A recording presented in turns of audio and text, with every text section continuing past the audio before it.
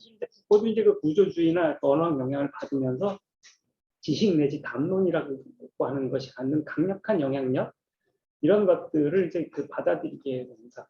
그래서 이제 그렇게 그 뒤에 가면 이제 뭐 지식의 고고학 뭐 이런 것들 굉장히 탄생에는 지식의 고고학 뭐 이런 담론에 있어 뭐 지식의 고고학 이쯤 이제 말과 사물 이런 데서는 이제 사물들을 질서하는 그런 담론의 에피스테메라는 것이 있고 무의식적인 그 인식론적인 배치라는 게 있고 이 안에서 이제 우리는 사고하고 받아들이게 되고 생각하게 된다라고 하는 이런 걸 강조하게 되는데 그런 점에서 사실은 이렇게 담론 이런 그 타자성으로부터 타자성보다 오히려 담론의 권력 동일자 안에 있는 담론의 권력들로 권력 안에서 옮겨가면서 실제로는 이런 타자성이라고 하는 것들이 이렇게 전면에서 사라지게 됩니다. 그러면서 담론이 가지고 있는 힘이 굉장히 일면적으로 증축되는 양상을 취하게 됩니다. 근데 역시 이제 푸코도 이제 68년 혁명 영향인 것 같고 또 다른 한편에서는 들레즈 영향이 한 것으로 보입니다. 그러니까 담론의 질서라고 하는 콜레지 프랑스 취임 강연이 있는데 거기에서 이제 보면은 이 사람은 이제 담론의 질서를 굉장히 강조를 하면서도 동시에 그 담론의 사건성을 얘기를 하기 시작합니다. 담론의 질서는 어떤 거냐 그러면은 그 담론의 권력은 어떤 거냐 그러면 가령 그 정신병원이라고 하는 데에서는 사실 이렇게 정신병자들의 그 전두엽을 자르는 시술 이런 거 이거 1960년대까지 시행됐거든요. 노벨상도 받았어요. 이거 처음에 한 사람. 30년대 포르투갈 의사가 있는데 전두엽 절제에서 60년대까지 됐고 이 노벨상도 받았어요. 그래서 이렇게 이 정신병 치료의 가장 효과적인 방법이라고 알려졌었는데 우리가 지금 보면 황당한 폭력이죠. 인생 망치는 폭력인데 이런 게 치료라는 이름으로 행해지는 거. 이런 게 정신병력 담론에서 치료가 되는 것이지요. 그래서 이제 의사가 이제 환자의 진실을 대신 말해주고 이제 환자는 그걸 따르는 이런 종류의 권력. 근데 이것만 있는 게 아닙니다. 정신병원 안에서 의사들이나 간호사들이 정신병이나 담론이 지시하는 바에 따르지 않으면 이 사람들 쫓겨나거나 오히려 이제 그 다음에 이 사람들도 갇히게 됩니다. 멀쩡한 의사는 그 담론의 질서에 따르는 겁니다. 그리고 심지어 지식이 형성되는 과정에서도 가령 그렇게 유전하게 발견된 멘델을 우리는 다 알고 있죠. 멘델이 그렇게 나중에 자료를 그렇게 조작했다라고 하는 이게 최근에 드러나기도 했지만 이 사람이 이제 1870년대 초에 이렇게 그걸 이렇게 논문을 써서 실험을 그래서 71년인가 언제 1971년인가 언젠가 그 학술지에 실었답니다. 그리고 그 학술지를 가령 다윈 같은 경우는 생전부터 잘 나왔기 다윈 뉴턴은 생전에 잘 나왔기 때문에 이 사람들의 소장한 책들이나 그 메모까지 다 그대로 아카이브에 나와 있대요. 근데 가서 이렇게 다윈 소장한 책을 쭉 주다 보니까 멘델이 그 유전학에 대해서 발표한 논문 있는 잡지를 가지고 있었고 다 봤더래요. 멘델 논문만 빼고. 다 주쳐서 다 봤어. 보는 적이 메모도 있어. 멘델 논문은 깨끗하더래. 안 봤대요. 그때 발표했는데 30년이 지나도록 아무도 그거를 그 생물학 장면에서 인정도 안 했고 생물학적으로 인정도 안 했고 유전 얘기 꺼내지도 않았어요. 1990년대 말 1890년대 말 1900년 들어갈 때쯤에 두 사람이 유전학을 발견을 하면서 그때 다시 뒤져가지고 30년 전에 이런 게 발견됐었네. 이렇게 대해서 이렇게 멘델이라는 사람은 그때 알려지게 됩니다. 근데 왜 그랬을까? 멘델은 이 통계학을 사용을 했거든요. 수학이 나오죠. 다윈이 수학을 되게 싫어했대요. 근데 다윈만 싫어한 게 아니고 생물학에서는 수학을 쓰는 게 생물학이라고 생각을 안 한 거예요. 지금은 생물학도 어떻게든 수학하려고 애를 많이 쓰거든요. 오버해가지고 이제 유전자 비율로 이렇게 친족관계 친근도 설명하는 어이없는 이론까지 나올 정도인데 그 당시에는 수학을 써서 했기 때문에 생물학자들이 이건 자기가 봐야 될 논문이라고 하는 겁니다. 이런 게 담론에 있어. 중요한 발견도 그 질서에 따르지 않으면 들어가지 않는다는 겁니다. 그 힘을 일으키지 않고 배제돼 버리는 겁니다. 사실은 이제 뭐 이렇게 이성의 내부에 못 들어가는 거죠. 근데 이제 이런 것이 이제 담론의 권력이라는 것인데 이제 그래서 이제 그 담론이라는 것들이 갖는 힘, 언어가 갖는 힘, 이런 구조주의에서 얘기했듯이 이런 것들이 굉장히 강하게 부각되게 되는데, 근데 이제 그 이렇게 이 들레즈가 이제 그 사건 그 의미의 논리라는 책에서 이제 사건이라는 개념을 얘기를 하면서 그 사건이라고 하는 것들은 이렇게 물질들의 표면에서 발생한 표면이었다. 사물들의 물질성이 아닌 것이면 아니지만 사물들의 관계에서 발생하는 것 이런 식으로 정리를 합니다. 어쨌든 이제 푸코는 이제 그 책과 차여반복이라는 책에 대한 그 유명한 서평을 쓴 게 있습니다. 철학극장이라는 서평을 쓰면서 이 언젠가 20세기는 들레즈의 세계로 기억될 거다라고 하는 유명한 문장으로 시작하는 그 글을 씁니다. 그러니까 그 책을 이제 보면서 사건이라는 개념을 굉장히 영향을 받았는지 담론의 질서라고 해서 아까 멘델리 얘기까지 예를 들면서 하는 이 글에서 이렇게 그 담론의 사건성 얘기입니다. 그래서 정신병리학이라는 담론은 감금, 정신병자들을 감금하고 그들을 이렇게 이런저런 시험을 해보고 이렇게 정신병에 대한 개념이 있어서 이 사람들이 정신병자가 된 게 아니거든요. 가둬놓은 사람들을 이제 정신병자라고 해놓고서는 혹은 정신병자라는 이름으로 가둬놓고서는 그 사람들을 이제 관찰하면서 아 이거는 뭐 이렇게 슈퍼콘들이야. 이거는 모노마니 뭐 어쩌고저쩌고 하면서 이건 분열증, 편수증 이러면서 분류를 하고 이런 사람들을 다루는 기술들을 찾아내기 시작했거든요. 그래서 정신병리학보다 감금이 먼저예요. 병이 있어서 감금한 게 아니고 감금한 뒤에 정신병이라는 개념이 출현하는 거거든요. 정신병리학도 나중에 출현한 거예요. 이랬을 때 감금이라는 사건이 이거보다 1차적이다라고 하는 이런 의미, 이런 것들을 이제 좀 받아들이게 됐어요. 이러면서 이제 생각이 이제 계보학이라고 하는 것을 이렇게 넘어가게 됩니다.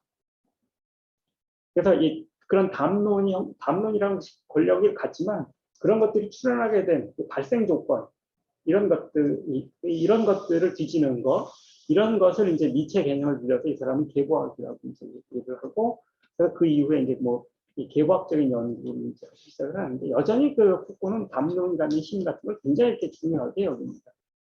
그럼에도 불구하고 그런 것들을 다시 이제 자기가 잊었던 왜냐하면 원래 다루던 지점이 있었기 때문에 잊었던 것들을 다시 이렇게 상기한 셈인데 그럼에도 불구하고 그 뒤에 이제 이 권력 개념, 새로이 제기한 권력 개념이 이제 워낙 강력하게 영향력을 받고 인기를 얻게 되면서 그 권력에 대한 얘기를 쭉 이렇게 이 사람은 따라가게 됩니다. 뭐 푸코의 권력 개념은 굉장히 지금도 이제 뭐 이렇게 누구도 이제 뭐 부인할 수 없을 만큼 영향력 있는 게 되고 이미 확고한 주류 이론으로 자리 잡았죠.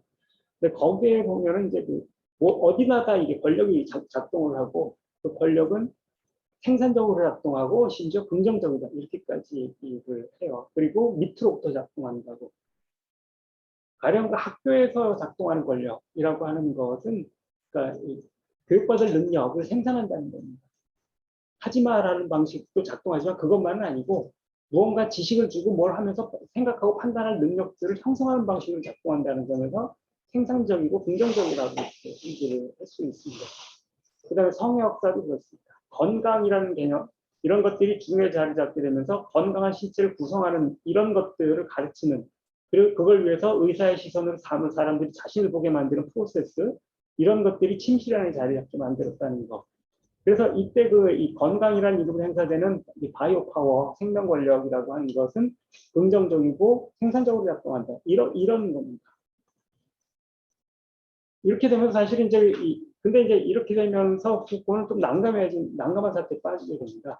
원래 이 사람이 있기 시작했던 거는 심지어 이렇게 성역사 같은 걸 쓸 때조차도 권력 있는 곳에 저항이 있다 그러면서 권력과 대결하는 저항의 지점을 찾으려는 거였거든요. 아까 타자의 정치하는 얘기했다 그랬잖아요. 동일자의 권력을 깨는 걸로부터 시작을 했기 때문에 계속 권력과 대결하려는 거였는데 이러고 보니까 생산적이고 긍정적이고 그리고 이제 이 권력이야말로 주체를 만들어내는 것이어서 권력이 없이는 주체라는 게 있을 수가 없는 거예요.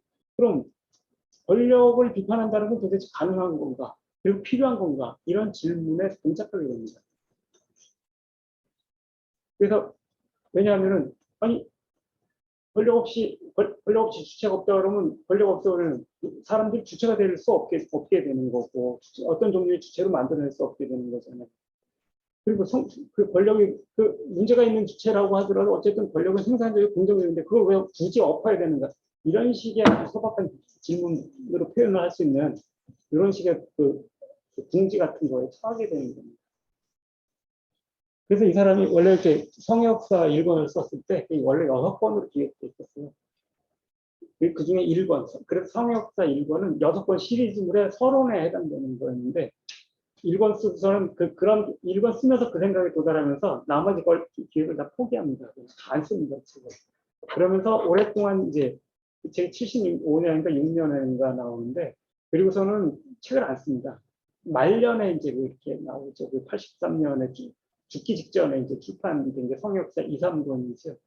그 사이에 이제 강의를 하고 뭐 이러기는 했지만 책을 쓰지를 못하게 됩니다. 왜냐하면 써야 될 자기 입지점이 사라져 버렸고 그렇다고 해서 예전 그걸 그냥 가지고 쓸 수가 없으니까 쓰지를 못하게 됩니다.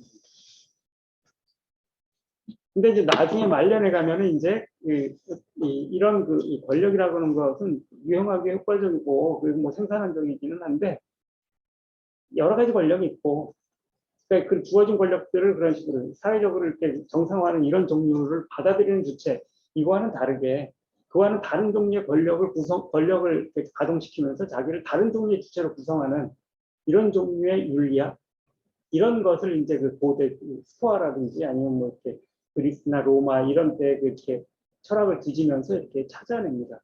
그래서 자기를 구성하는 뭐 이런 종류의 윤리학들을 찾아내려고 하게 되고 그래서 이제 뭐 요새는 이런 것을 이제 실존의 미학이라고 이제 부르기도 해요. 그러니까 어떤 이스테틱이라는 말은 미학, 감각학 두 가지 뜻이 다 있는데 그런 종류의 그 다른 종류의 그 긍정적인 스토아나 뭐 이런 데서 보이는 이런 긍정적인 자기구성적인 권력 이런 걸 통해서 자신을 이렇게 미적인 주체로 그러니까 이 남들하고 똑같은 주체가 아닌 이런 것을 이렇게 재구성하는 것 이런 것들이란 점에서 이제 이런 것으로 나아가고서 이제 가다가 이제 죽었죠. 근데 이 푸코의 이런 권력 개념은 이렇게 들레즈한테도 이제 굉장히 큰 영향을 미칩니다. 사실 이제 들레즈가 이런 권력을 전면적으로 다룬 것은 안티오디푸스라는 책이어서죠. 그 책은 이제 이렇게 68년 혁명을 일원화했다라고 하는 평을 그 당시에 받았다고 그래요. 같이 그 책을 썼던 갓다리는 실제로 68혁명에 가장 영향력 있는 그 중에 하나였던 아나키스트 집단의 그 리더였고 그 사람하고 같이 이제 작업을 했었기 때문에 그런 평을 받았고 그래서 나중에 신철학 막 이렇게 유행할 인간의 얼굴을 한 야만이라고 하는 책을 있는데 거기 보면은 주 타겟 대상이 이제 이 책입니다. 안티오디푸스라는 책입니다. 그래서 이제 그 책에서 이제 들레즈는 정치학의 근본 물음이라고 하는 것에 대해서 얘기를 하면서 이제 욕망의 문제를 제기합니다.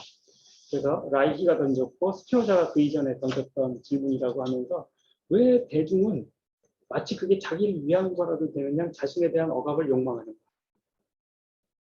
그러니까 우리는 억압을 깨고 막 이러고 싶어 할 것 같은데 그게 아니고 대중들은 억압을 욕망한다는 거죠.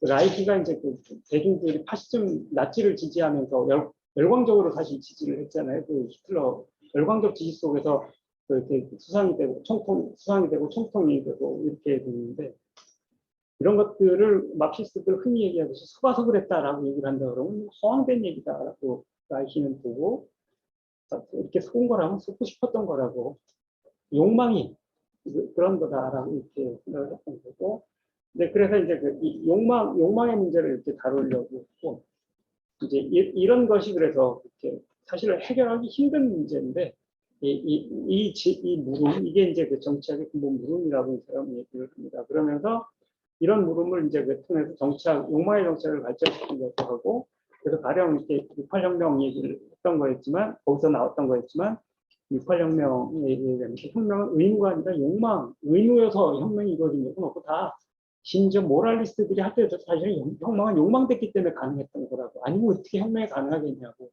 그러면서 이제 그래서 이제 이 주류적인 메이저한 혁명 개념 마크시스트의 혁명 개념 굉장히 모랄리스트 도덕주의적인 한국도 대단히 도덕주의적입니다. 한국의 진보 세력들은 굉장히 도덕주의예요. 조금만 도덕적 결함이 있으면 언제든지 이렇게 그냥 서로 칼 들고 나설 수 있는 이런 관계라고 하는 것들 최근에 이제 굉장히 우리는 여러 번 관찰을 한 적이 있을 텐데 어쨌든 그 이전에도 마찬가지였던 겁니다. 그래서 라이히 같은 사람이 이렇게 공산주의 청년동맹 이 사람 독일 공산당원이었고 프로이트 제자이기도 했지만 거기 공산주의 청년동맹 왜 청소년들이 교회는 가면서 여기는 안 올까? 교회 가면 교회 오빠, 교회 언니들, 교회 오빠, 교회 누나들이 있어서 가는 그것 때문에 가는 거지.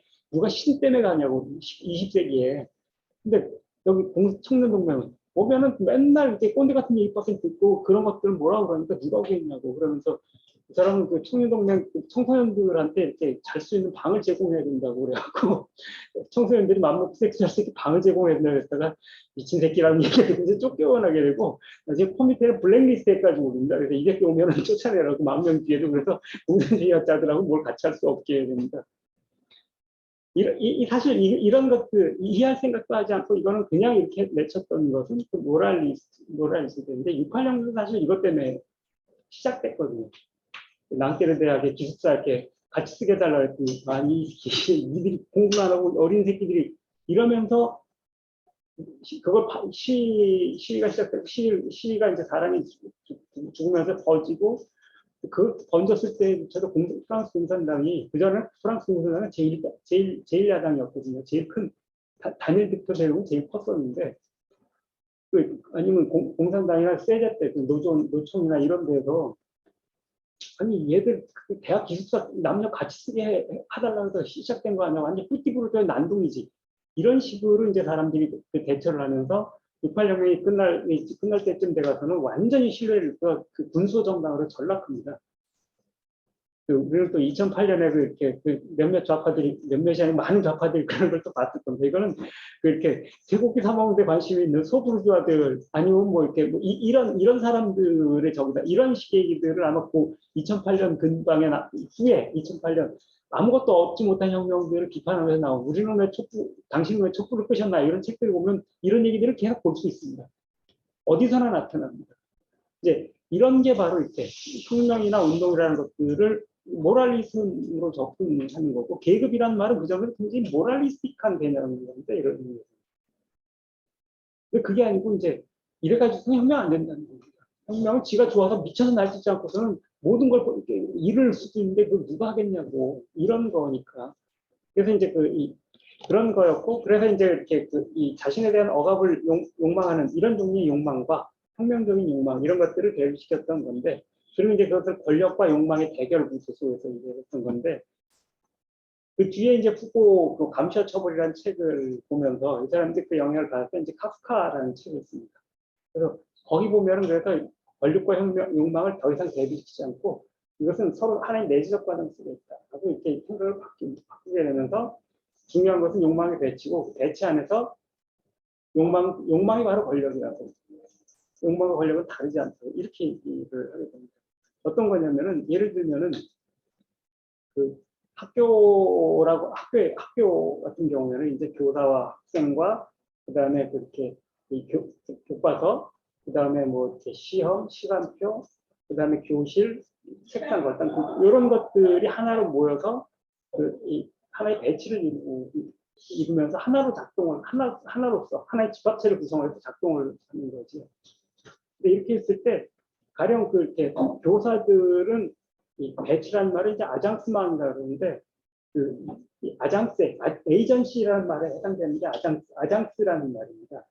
그래서 에이전시들의 집합체라는 뜻입니다. 서로가 서로에 대한 에이전시라는 뜻입니다.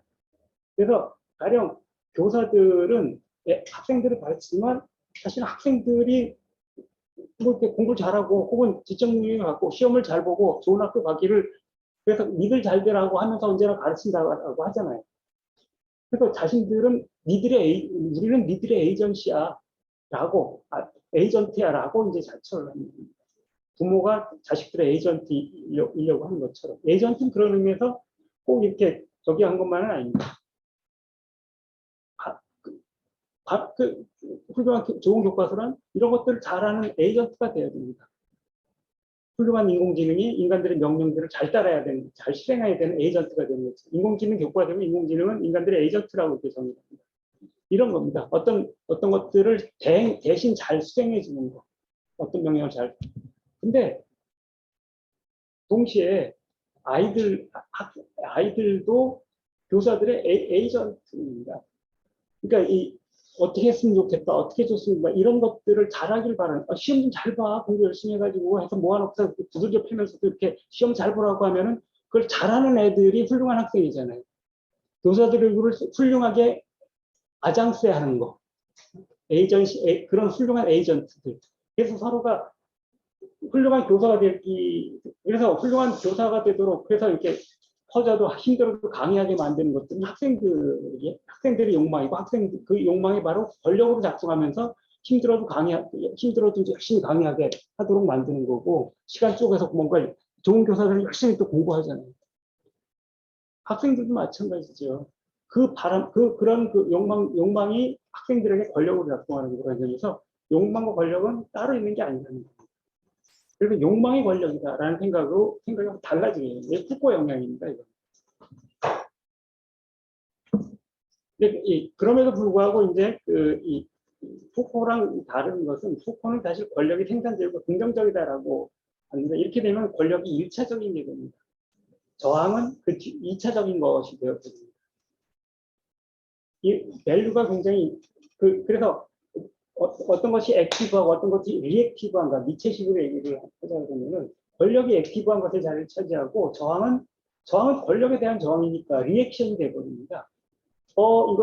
이거 곤란한데, 블레즈 같은 경우 그렇게 보지 않습니다. 탈주선이 권력에 선행한다. 왜냐하면 탈주선이라는 것은 자기가 그냥 제멋대로 흘러가는 흐름인 거라서, 이런 게 없으면 권력이 있을 이유가 없는 거죠. 이런 것들을 야 이쪽으로 가라고 하면서 홈을 타든지, 아니면 이쪽으로 가라고 채찍질을 하든지, 이런 것들은 그냥 두면 제멋대로 흘러가는 것, 이런 흐름이 있기 때문에 존재하는 거기 때문에 탈주선이 권력에 선행한다라고 얘기를 하고, 그런 것들을 묶어서 구성을 했을 때, 이것은 그러니까 그런 종류의 그런 탈주선을 들이대는 것들이 어떤 하나의 배치 안에서 정형화되게 되면 또 다른 권력이 되는 것이고, 그 다음에 그거에 대해서 또 다른 탈주선이 작동하고, 그 다음에 또 그것들이 새로운 배치를 만들면서 새로운 권력이 되고, 이러면서 욕망과 권력은 계속 이렇게 서로 위치를 바꿔가지만, 어디서나 1차적인 것은 탈주선이 있기 때문에 어떤 권력의 배치도 그대로 멈추어 있지 않다라고 하는 거. 뭐 이런 것이 이제 둘레즈한테 굉장히 중요해서 푸코와의 차이를 이렇게 얘기를 합니다.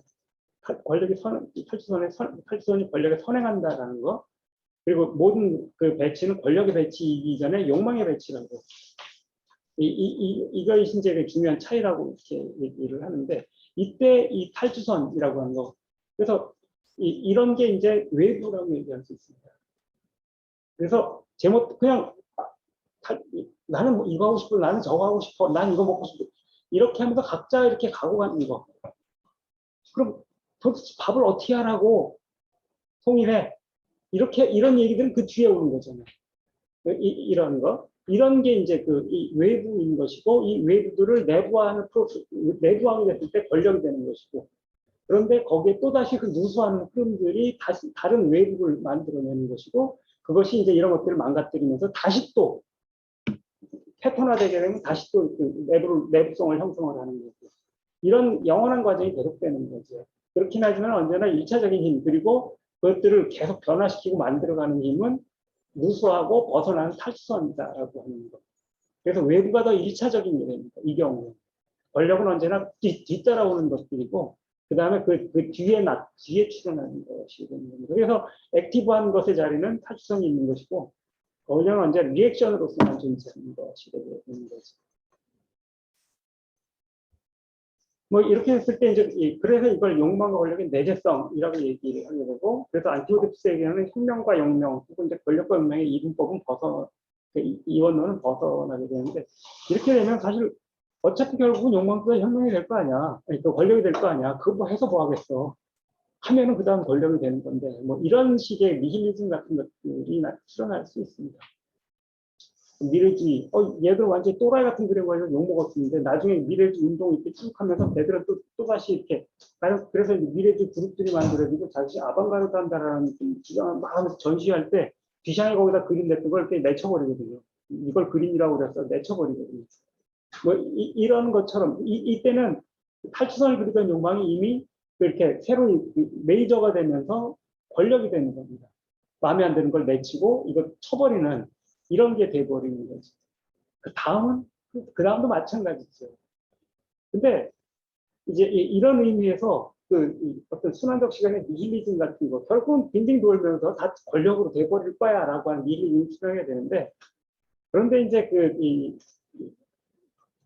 가령 그렇게 10번 사랑을 해서 10번 실패를 한 사람이 아씨 이 사랑은 아니 해봐야 안 돼. 혹은 이제까지 혁명을 보니까 다 실패했어. 혁명 같은 거 안 돼. 이렇게 되는 게 니힐리즘이라면은 그래도 한 번 더 할 거야. 다음엔 다를 거야. 어떻게 이제까지 한 번 똑같은 사랑이 없었는데 여태까지 실패했다고 다음에 또 실패하겠어? 다시 한 번 할 거야. 혹은 혁명이 이제까지 실패했다면 그거야 그런 거지만 그렇다고 또 실패하겠어? 다시 한 번 해볼 거야 라고 하는 그러면서 다시 한 번의 주사위를 던지는 거.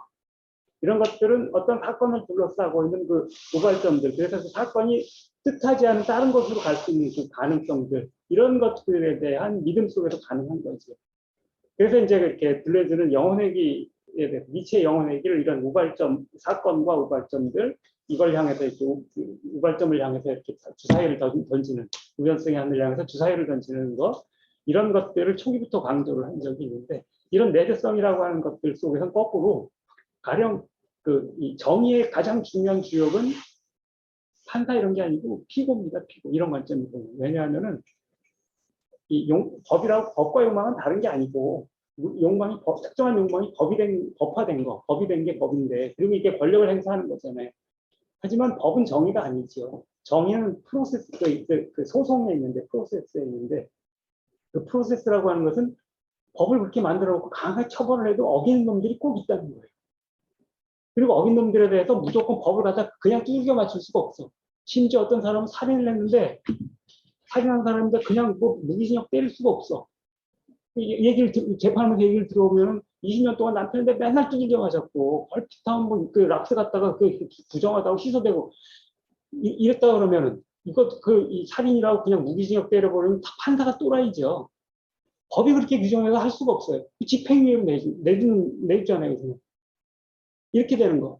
이랬을 때 이런 의미에서 사실 이것 때문에 프로세스라고 하는 것은 피고 때문에 존재하는 것이고 프로세스를 만들어낸 힘은 탈출선을 그리는 사람들이고 피고들인 것이고 그 피고에 대해서 우리는 다 언제나 탈출자분은 언제나 이렇게 부정적인 색채를 칠하게 마련인데 그런 게 다 교도소 들어가면은 거기 사람들이 다 이유가 있어요. 거기 들어가는 이유가 다 그랬던 이유가 있어.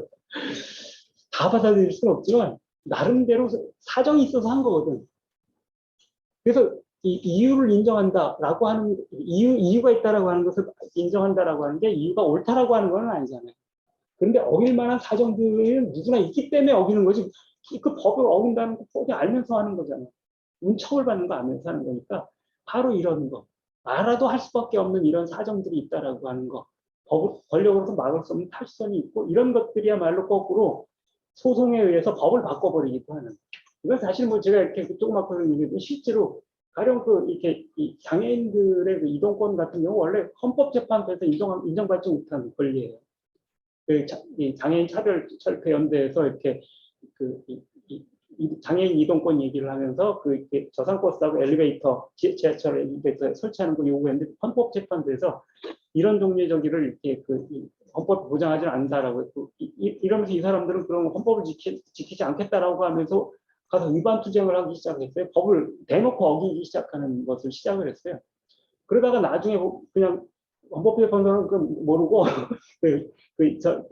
저상버스가 도입되고 지하철 열차가 만들어지기 시작하면서 나중에 법이 만들어지게 되면서 장애인 이동권이라는 권리가 나중에 탄생하게 돼요. 이런 게 바로 피고들이 정의의 주역이다라고 하는 거, 이런 걸 보여주는 거예요. 파업 같은 경우도 이렇게 그런 경우가 있는데요. 하여튼 이런 의미에서 바로 이런 것 때문에 다음은 다를 거야라고 하면서 주사위를 다시 한번 던지는 영혼회귀. 영혼의 기, 순수 긍정 이런 것들 이런 것이 이제 그 탈선의 긍정성이라고 하는 것하고 이제 짝을 이루면서 그 외부가 갖는 힘 이런 것들을 가장 강력하게 개념화하고 있다라고 얘기할 수 있겠습니다. 시간이 많이 지났죠? 네, 여기까지 하겠습니다.